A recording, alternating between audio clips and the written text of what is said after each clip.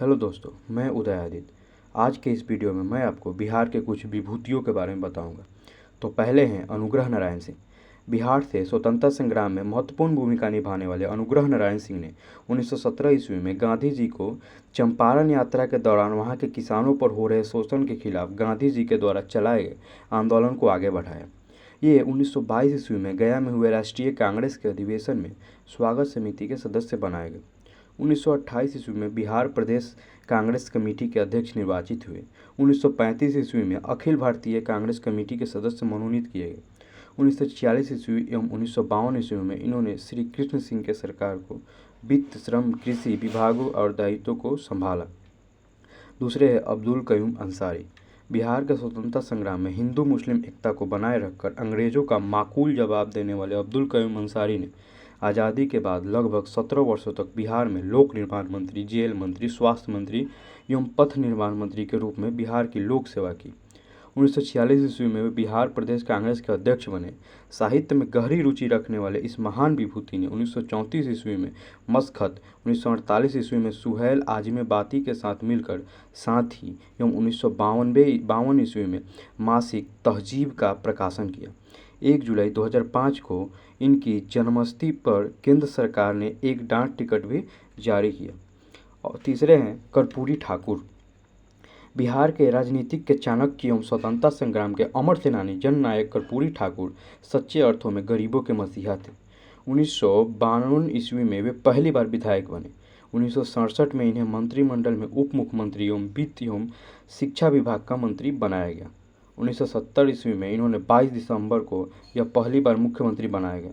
6 महीने बाद इन्हें पद छोड़ना पड़ा। 1970 ईस्वी में 24 जून को इन्होंने मुख्यमंत्री पद की पुनः शपथ ली और 21 अप्रैल 1978 ईस्वी को इन्होंने मुख्यमंत्री पद से त्यागपत्र दे दिया। इनका पूरा जीवन सामाजिक न्याय, मानवाधिकार, धर्मनिरपेक्ष में बीता। तो चौथे हैं कीर्ति आज़ाद। इसके बाद हैं जगजीवन राम। बिहार में दलितों को सम्मान दिलाने हेतु आजीवन प्रयासरत रहने वाले एक स्वतंत्रता संग्राम में बिहार की तरफ से सक्रिय भागीदारी निभाने वाले बाबू जगजीवन राम का जन्म 5 अप्रैल 1908 ईस्वी को शाहाबाद जिले के चंदवा गांव में हुआ था। 1929 में इन्होंने कलकत्ता में अखिल भारतीय रविदास सभा की स्थापना की।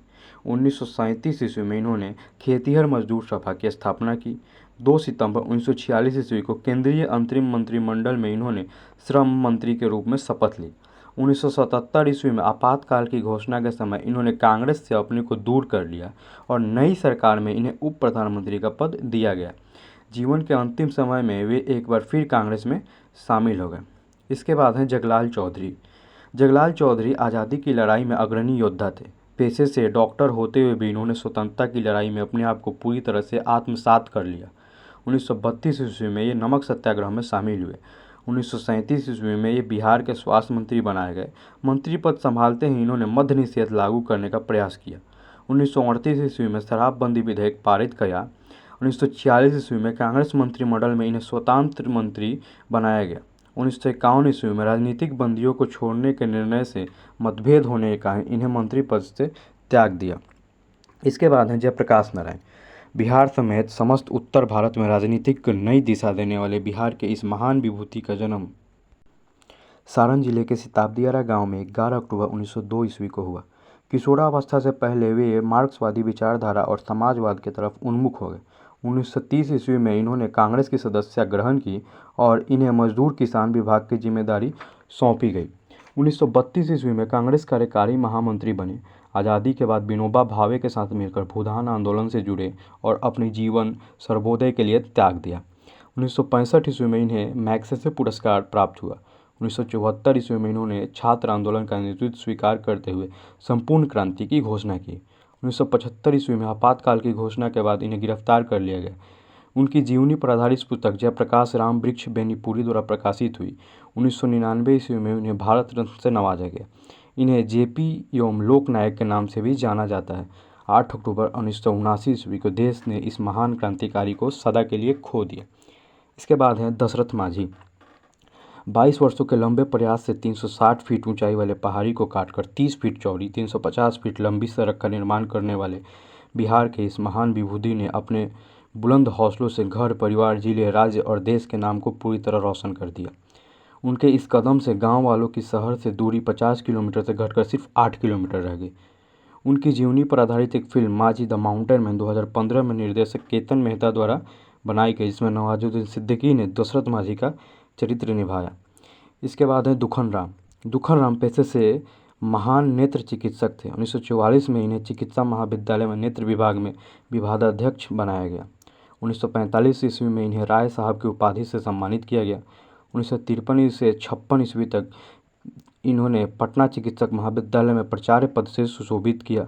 भारत के प्रथम राष्ट्रपति डॉक्टर राजेंद्र प्रसाद एवं पंचम राष्ट्रपति फखरुद्दीन अली अहमद के वे अवैतनिक नेत्र चिकित्सक रहे। 1962 ईस्वी में इन्हें पद्म विभूषण से उपाधि से सम्मानित किया गया और 1988 ईस्वी में इन्हें बिहार रत्न की उपाधि से विभूषित किया गया। इसके बाद है बाबू कुंवर सिंह। बाबू कुंवर सिंह का जन्म 23 अप्रैल 1777 ईस्वी को भोजपुर जिले के जगदीशपुर गांव में हुआ था। 49 वर्ष की अवस्था में इन्होंने जगदीशपुर की जमींदारी संभाली। इन्होंने 1845 ईस्वी में अंग्रेज सरकार के विरोध में योजना बनानी शुरू कर दी थी। इसमें अनेक सहयोगी उनके भाई अमर सिंह, भतीजा रतभंजन सिंह, निशांत सिंह, हरकिशुन सिंह एवं जयकृष्ण सिंह प्रमुख रूप से थे। 1857 ईस्वी में बंगाल के बैरकपुर छावनी में मंगल पांडे ने गोली चलाकर सेना के एक अधिकारी की हत्या कर दी। इसके फलस्वरूप उन्हें फांसी दे दी गई। इसी कारण से सैनिक विद्रोह हो गया। बिहार में दानापुर छावनी के सैनिक के साथ वीर कुंवर सिंह ने का पहला संपर्क बना था। वहां के सैनिकों ने वीर कुंवर सिंह के नेतृत्व में विद्रोह कर दिया। 75 साल की उम्र में इन्होंने विद्रोह का सफलपूर्वक दहन किया। इसके बाद है बिस्मिल्लाह खां। देश के 4 विशिष्ट नागरिक सम्मान भारत रत्न, पद्म भूषण, पद्म विभूषण एवं पद्मश्री से सम्मानित शहनाई वादक बिस्मिल्लाह खां का जन्म 21 मार्च 1916 ईस्वी को बक्सर जिला के डुमराव नगर में हुआ था। इनका असली नाम कमरुद्दीन था। सिर्फ 18 वर्ष की अवस्था में ही इनका नाम भारत के मशहूर संगीतज्ञों में लिया जाने लगा। अप्रैल 1956 में इन्हें संगीत नाटक अकादमी पुरस्कार से सम्मानित किया गया। 1961 में पद्मश्री, 1968 में पद्म भूषण, 1980 में पद्म विभूषण, 2001 में भारत रत्न से इन्हें नवाजा गया।